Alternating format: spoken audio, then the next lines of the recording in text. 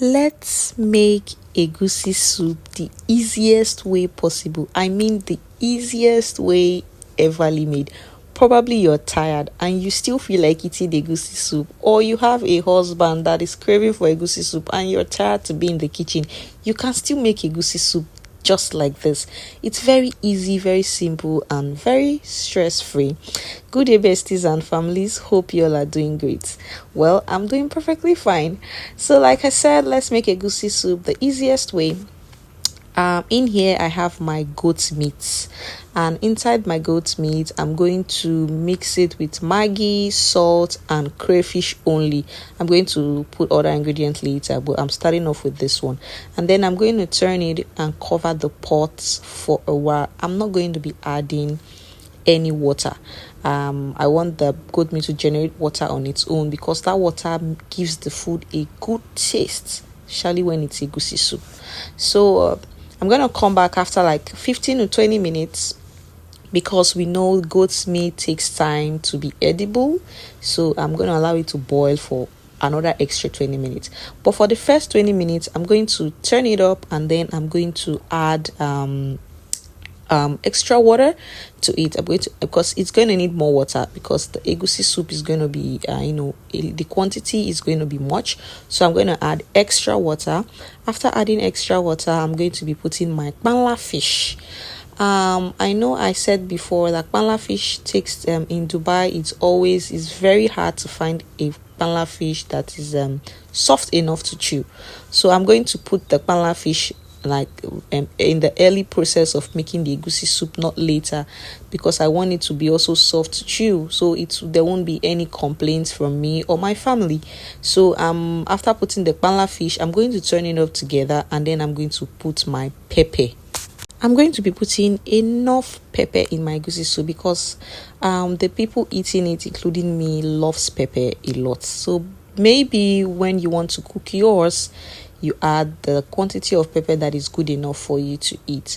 So after adding pepper, I'm going to turn it together, and then I'm going to cover it for a while, probably for another 15 to 20 minutes again, and allow it to cook. So now, after waiting for 20 minutes, 15 to 20 minutes, I'm going to come back to eat, and then I'm going to put out my next ingredients, which is bomo. So these are the only three things I'm going to be using for this egusi soup: bomo, kpala fish, and goat meat. So I'm going to turn it all together, and I'm still going to add extra water, because the longer the meat cooks, the smaller the water gets. So I'm going to add more water. I'll make sure this is the last water. I'll make sure it's enough, and then I'm going to turn it and allow the bomo to cook also, because I tasted the meat and it was almost edible enough. So I'm going to allow it to cook for just 10 more minutes. Now it's ready for 10 more minutes. I'm going to come back to it. It's now to get into the main deal, which is putting my crayfish and my egusi soup. I'm adding more crayfish. Like, what's egusi soup without adding your crayfish? Like, what's any soup without adding crayfish? It's like the most important ingredient lacking from the food. So after adding my crayfish, I'm going to add my palm oil. I'm going to add enough of it for the egusi soup. And my egusi, I'm just going to put my egusi inside. I'm not going to fry my egusi. I'm not going to mix it in a plate with warm water. I do those methods as well. I do those recipes as well. I also fry my egusi sometimes as well, but this is just easy way. And regardless of the method you do, whether frying or mixing with warm water or just putting it like that in the pot, as long as it comes out great, the taste comes out good, it doesn't really matter. This one is just for people that are really tired to be in the kitchen for a longer period of time, or probably you have other busy schedules that you really need to cook urgently for yourself, family, or husband, or anyone. This method is really good. And egusi, no matter how you cook it, it always comes out great, as long as the taste also comes out great, just like how it looks. So I'm going to be putting my egusi. I'm going to make sure it's enough, and I'm going to turn it together. I'm going to turn it. If the egusi, I can see the egusi was not enough yet, so I added extra egusi. So I'm going to turn it properly, and then I'm going to cover it on low heat.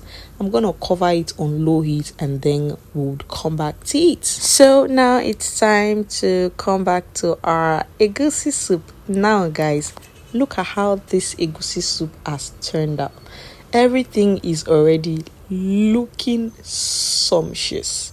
Like the egusi is already enticing to eat. So I'm going to turn it properly to remove the part that was already looking like it was burning down the pot. I'm going to turn it all together and make sure nothing sticks to the pot, and then I'm going to add my leaf. In here I have my spinach. This is the best vegetable to use in Dubai because you can't get any vegetables as fresh as spinach, especially in Dubai. Ugu leaf or vegetable leaf, whatever Nigerians call it, is really hard to find in Dubai, especially the fresh ones. So this is the best fresh leaf to use in Dubai if you're living in Dubai, and it has a lot of health benefits. So after putting my spinach, add a little bit of water. I'm going to turn it and cover it, and then my egusi soup would be ready to eat. So guys, the egusi soup is ready. It has pomo, it has bala fish, and it has goat's meat. Now look at how the egusi soup is. It still came out perfectly okay, enticing to eat.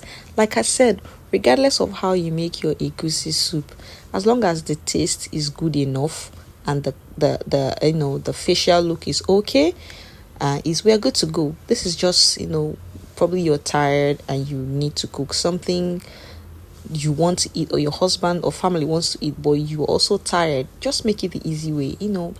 There's always a loophole to everything, as long as the result comes out great. So guys, if you haven't tried this method, you need to try this and thank me later. And if you have tried this method, you and I know this method is also great. So guys, if you're on YouTube, please subscribe to my YouTube channel, like and comment. And if you're on TikTok or Facebook, please like my video, comment, share, and follow me if you're not following me, guys, please. So see you guys in my next cooking videos. I'll be bringing more of this to your table. Like, if you want to know the kind of food you want me to cook next, just kindly comment it on this video. Anyways guys, thanks for watching. I love you all. Bye.